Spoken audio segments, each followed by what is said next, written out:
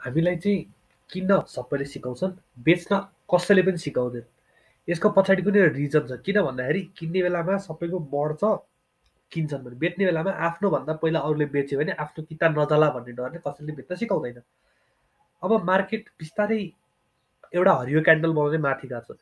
र यो भिडियो बनाउन मलाई किन जरुरत भयो भन्दाखेरि हिजो म फेसबुक पल्टाइरहेको थिएँ, अनि फेसबुक यतिकै हेरिरहेको थिएँ, पोस्टहरू के आएछ आज मार्केट बढेको भरमा भन्दै म पोस्ट पल्टाइरहेको थिएँ। के देखेँ भन्दाखेरि एक्कासी अब बुम बुम किन्ने अपर्च्युनिटी रे, अब योभन्दा मार्केट घट्दैन रे। अस्तिसम्म त्यही मान्छेहरूले चाहिँ के भनिरहेको थियो अरे, मार्केट अब 2200 आउने भयो, खत्तमै हुने भयो, जस्तो अब त्यो जुन सोसियल मिडियाको ट्र्याप हुन्छ नि होइन, त्यसमा थिएँ। अनि अब मैले चाहिँ यसो हेरेँ के चाहिँ हुनसक्छ भनेर, अनि म एउटा प्याटर्न आइडेन्टिफाई गरेँ क्या यो मार्केटमा चाहिँ। त्यो चाहिँ मलाई यो भिडियोबाट चाहिँ सेयर गरौँ जस्तो लागेर मैले भिडियो बनाउँदैछु। है, अन्तिमसम्म हेर्नुभयो भने तपाईँलाई कम्तीमा पनि अब चाहिँ के गर्ने, कस्तो खालको, अब आफूले कस्तो खालको ट्रेडलाई के गर्ने, र फर्दर दिनमा हामीले कसरी चाहिँ केही नयाँ कुरा बुझ्न सक्छौँ भन्ने कुरा चाहिँ यो भिडियोमा पुरै हुनेवाला छ होइन।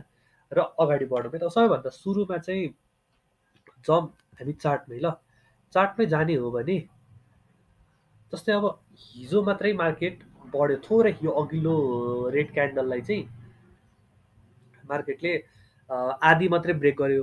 अब मेरो मेन उद्देश्य भनेको फर्स्टमा हामीले बाई गर्नको लागि फर ट्रेडर्स म चाहिँ अहिले के भनिरहेको छु भन्दाखेरि यो चाहिँ हाम्रो सेलको मौका चाहिँ हुनसक्छ। किन भन्दाखेरि यहाँ बेच्न नपाएका, यहाँ बेच्न नपाएका, यहाँ बेच्न नपाएका, जति यी माथि बेच्न नपाएका सेयर्सहरू छन् नि, यी थोरै फर्केर माथि जान्छन् अनि बेच्छु भनेर एक हिसाबले सेलर बस्या हुन्छन्। किन भन्दाखेरि उनीहरूलाई त 2900बाट अनि यो तल आइसक्यो नि मार्केट, झन्डै 2575 टेस्ट गरेर आयो। अब जबसम्म यो ट्रेड लाइन ब्रेक हुँदैन तबसम्म हामी पोजिटिभ हुनुपर्ने कुरै छैन है। सोसियल मिडियाले जे भने पनि पोजिटिभ हुनुपर्ने कुरा छैन। र अर्को कुरा भनेको जस्तै अब मार्केटमा एउटा के छ भन्दाखेरि, जस्तै यहाँ बढ्दाखेरि पनि यहाँबाट माथि गयो, थोरै करेक्सन आयो होइन, अनि अब चाहिँ फेरि बढ्यो, फेरि करेक्सन आयो, र फेरि बढ्यो। यसलाई चाहिँ हामी डाउ थ्योरी भन्छौँ क्या। अब यसमा चाहिँ के हुन्थ्यो भन्दाखेरि मार्केट बढे सँगसँगै मान्छेले घट्ने अपेक्षा गरेर हुन्थे किन्नको लागि होइन, किन्नको लागि अपेक्षा गरेर हुन्थे, अनि फेरि यहाँतिर किन्थे होला अथवा बिचतिर कतै किन्थे अनि फेरि बढ्थ्यो। अनि यो हाईलाई ब्रेक गरेर जाँदाखेरि फेरि यहाँ किन्थे, फेरि घट्ने कुरिरहन्थे, फेरि यहाँ तल आएर किन्थे, उनीहरूले कम प्राइसमा किन्थे, हाई प्राइसमा बेच्थे, स्मार्ट मनीले है, ठुल्ठुलो पैसा हाल्ने मान्छेले। अब चाहिँ अहिले चाहिँ ठ्याक्क सिनेरियो के छ भन्दाखेरि, जस्तै अहिलेको सिनेरियो हेर्ने हो भने चाहिँ यहाँबाट मार्केट कन्टिन्युअस फल भयो, हो यहाँ थोरै केही दियो होला एक दिन होइन, एक दिन मार्केटले हरियो क्यान्डल त बनायो तर खासै प्राइसहरू माथि जान सकेनन्। अहिलेसम्म हामीले यसलाई यता पनि सानो तानौँ है, किन भन्दाखेरि यहाँ पनि माथि गयो तर धेरै माथि जान सकेन। ओके, ल यता पनि गथ्यो र फेरि घटेर अब चाहिँ केही हिसाबले जान्छ कि भन्ने आशा हामी गर्न सक्छौँ। किन भन्दाखेरि जस्तै ओके, अब थोरै भएन, एउटै लाइन तानौँ। किन भन्दाखेरि मार्केट माथि नगइकन बेच्नेले बेच्न पाउँदैन है। त्यो भएपछि अब यसमा एउटा कुरा चाहिँ के थियो भन्दाखेरि, यो हाम्रो अहिले ठ्याक्कसँगले एक किसिमको सपोर्ट जोन आएको थियो है। र मलाई सबभन्दा अर्को कुरा एउटा मन नपर्ने भनेको चाहिँ हामी जस्तै मार्केट हेर्छौँ होइन, अनि त्यसपछि जस्तै सुरुमा यो सपोर्ट भनेर लाइयो, जुन मैले त्यो अब अरू अरू पनि भिडियो हेर्छु म होइन, यो सपोर्ट भनेर लाइयो, त्यसपछि अब के सपोर्ट तानियो, अनि पछि गएर उनीहरूले बेच्नु चाहिँ भन्दैनन् क्या कहिले पनि। किन भन्दाखेरि यो सपोर्ट छ भन्छन्, बेच्नु भन्दैनन्, मार्केटमा नेगेटिभ सेन्टिमेन्ट हुन्छ भनेर। अब अहिले चाहिँ के देखिया छ भन्दाखेरि यो एउटा सपोर्ट जोन थियो, सपोर्ट जोनमा मार्केट आयो, फर्किन्छ, अब फर्केर माथि जान्छ भन्ने कन्सेप्ट छ। यो चाहिँ नहुन सक्छ है। किन भन्दाखेरि जसले यहाँ बेच्न पाएका थिएनन्, यो गिरावटमा जसले बेच्न पाएका थिएनन् उनीहरू अब बेच्ने मौका कुरेर बसिरहन्छन्। कहाँ कुर्छन् त्यो भनेको अब आगामी भविष्यले देखाउँछ होइन, अथवा यहीँबाट मार्केट नबढिकन तल पनि जान सक्छ। यो पनि अब आज एक दिनको क्यान्डलले थाहा भइहाल्छ। तर माथि गयो भने हामीलाई पोजिटिभ हुनुपर्ने चाहिँ यस्तो तत्काल यति छिटो पोजिटिभ हुनुपर्ने चाहिँ छैन। किन भन्नुहुन्छ भन्दाखेरि पनि जस्तै अब फर्स्टमा पोइन्ट है, फर्स्ट पोइन्ट भनेको यो ट्रेन्ड लाइन मार्केटले ब्रेक गरिसक्यो। यो ट्रेन्ड लाइन ब्रेक गरेपछि यो रिट्रेस गर्न गएको हुनसक्छ, पहिलो रिजन। दोस्रो रिजन है, यो एउटा ट्रेन्ड लाइन थियो, स्ट्रङ ट्रेन्ड लाइन, यो ट्रेन्ड लाइन ब्रेक गरेपछि मार्केट माथि हुन सक्छ। पहिलो रिजन, जबसम्म यसले योभन्दा माथि गर्दैन हामी पोजिटिभ हुनुपर्ने कुरै छैन, मार्केटमा किन्नलाई हतारिनु पर्दैन। दोस्रो रिजन, मान्छेहरू बेच्नको लागि रेडी भएर बसेका छन्, यत्रो गिरावट नबेच्नेहरू थोरै माथि पुगेर बेच्न रेडी भएर बसेका छन्, दोस्रो रिजन। तेस्रो कारण भनेको चाहिँ अब हाम्रो हल्का पोलिटिकल टेन्सन पनि हो। पोलिटिकल टेन्सन किन भन्दा, जस्तै अब पोलिटिकल टेन्सन चाहिँ किन भन्नुहुन्छ भन्दाखेरि, पोलिटिकल टेन्सन चाहिँ अब राजावादीको आन्दोलन पनि 15 गते छ क्यारे, अनि त्यसपछि गणतन्त्रको आन्दोलन पनि छ, अनि सँगसँगै अब कुलमान सिंह घिसिङ निकाल्यो भने चाहिँ हाइड्रो पावरमा पोजिटिभ हुनै छैन होइन, पोजिटिभ हुनुपर्ने ठाउँै छैन अहिलेसम्म चाहिँ। अब त्यो मार्केटले रियाक्ट त गरिसक्यो, तर भए पनि देयर इज समथिङ लेफ्ट है। अब त्यसपछि अनि त्यो हाइड्रो पावरले नेप्सेको धेरै धेरै वेटेज लिएर बसेको छ। र अनि अर्को भनेको त्यस अनि स्थानीय सरकार र हाम्रो सङ्घको के अरे प्रदेश होइन सङ्घको सरकारमा पनि थोरै टेन्सन चलिरहेछ है। काठमाडौँ नै हेर्ने हो भने पनि बालेन र प्रधानमन्त्रीको बिचमा टेन्सन चलिरहेछ। यसले त केही असर त गर्दैन, तर पनि मान्छेलाई नेगेटिभ सेन्टिमेन्ट एकै ठाउँबाट सबै आएपछि राजनीतिक अस्थिरता देखिया छ।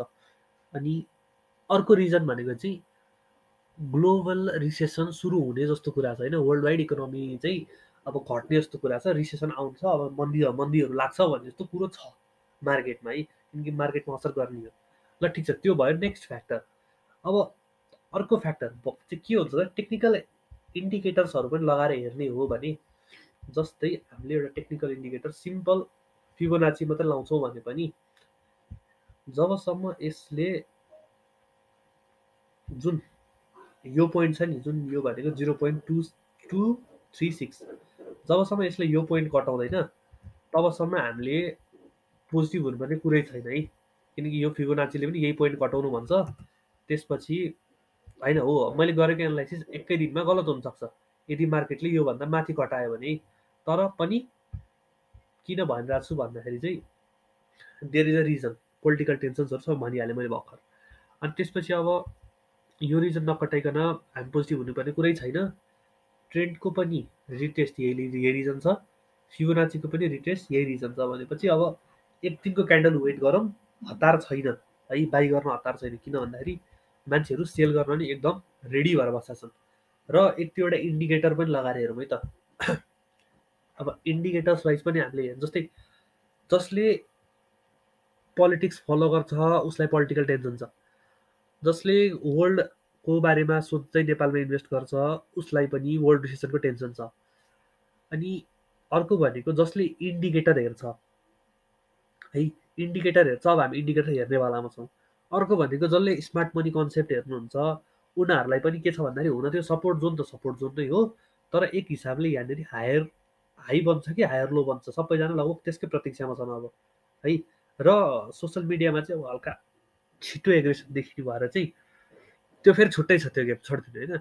अब हामी इन्डिकेटर्स लगाएर हेरौँ, डेमै लगाउँछौँ, विकलीमै लगाउँछौँ, आवरलीमा नि हेर्छौँ है त। ल के रहेछ, जस्तै अब सबैभन्दा सजिलो इन्डिकेटर बोलिन्जर्स ब्यान्ड। बोलिन्जर्स ब्यान्ड हेर्ने हो भने लोवर ब्यान्ड छोडेर मिडल ब्यान्डसम्म हामीले रेसिस्टेन्स आउँछ कि भनेर भन्न सक्छौँ। र अर्को कुरा भनेको यो मिडल ब्यान्डमा चाहिँ एउटा यहाँ सप्लाई जोन पनि छ, ठ्याक्क मिडल ब्यान्ड आइपुग्ने बेलामा अब सप्लाई जोन पनि मैले तानेर देखाउनु पऱ्यो भने चाहिँ जसलाई यस्तै गर्नु, यसैको सप्लाई जोन यहाँ पनि छ है मिडल ब्यान्डमा। मिडल ब्यान्डसम्म मार्केट आउन सक्छ, नआउने होइन, तर यसपछिको रियाक्सन कस्तो हुन्छ यदि घटेर तलै आयो भने होइन, यसलाई ब्रेक गर्यो भने अब मान्छेले अब जबसम्म यहाँनिर जस्तै अर्को भनेको चाहिँ भन्दाखेरि जबसम्म यहाँसम्म सपोर्ट छ, कति 2600सम्म सपोर्ट छ, एक सपोर्ट भने यो सपोर्ट तोड्यो, त्यसपछि अर्को सपोर्ट भने 2500 कति 2570 सपोर्ट भने यो सपोर्टहरू हल्का सपोर्ट लिएर गएको जस्तो देखिया छ। जब यो पनि ब्रेक हुन्छ नि मान्छेले के भन्छन्, त्यसपछि यो सपोर्ट हेर्नु भन्छन्। बजार घटेर माथिबाट तल आइसक्यो, बेच्ने मान्छेले बेच्न पाएको छैनन्, हेरेको प्रफिट उडिसक्यो होइन, हालेको पैसा घटिसक्यो, अनि हेर्न चाहिँ अब बेच्नु चाहिँ भन्दैनन्, तर के भन्छन् सपोर्ट यहाँ छ सपोर्ट यहाँ छ, अनि यो पनि तोड्यो भने चाहिँ गर्ने के होइन। हो, एकदम पोजिटिभ हुनुपर्छ, तोड्दैन गर्दैन भनेर। तर मैले जुन अहिलेको कारण भने त्यसमा हामी ट्रस्ट गरेर बस्ने कुरो छैन, त्यही भएर भएको प्रफिट लिएर हिँड्नु पनि सिक्नुपर्छ है हामीले। अब इन्डिकेटर वाइज हामी हेर्दै थियौँ, बोलिन्जर्स ब्यान्डको यो ब्यान्डसम्म जान सक्छ, अब अर्को भनेको हामीले लाउने भनेको सुपर ट्रेन्ड पनि एउटा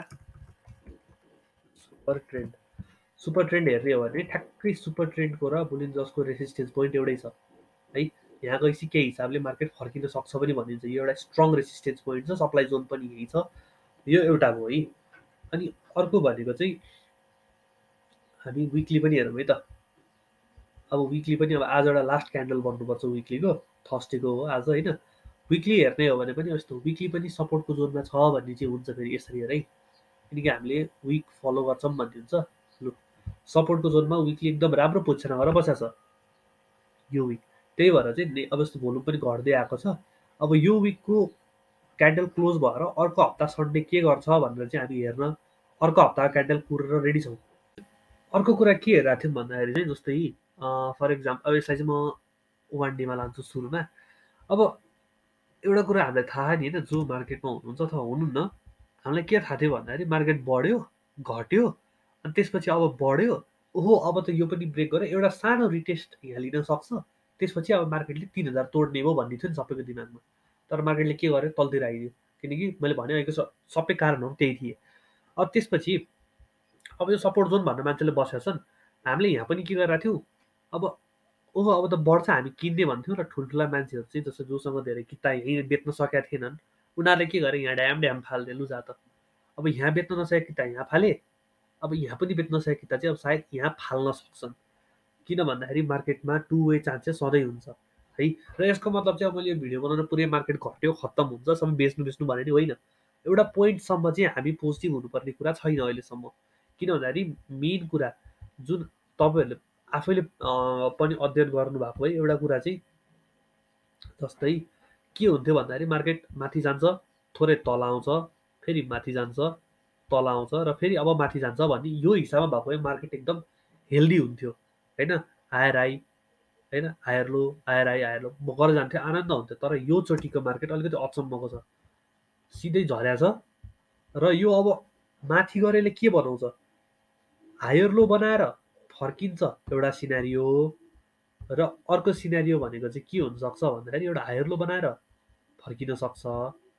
र के भयो, ओके, यो यहाँबाट आएर माथि गएर फेरि फर्किन सक्छ एउटा सिनारियो हुन्छ।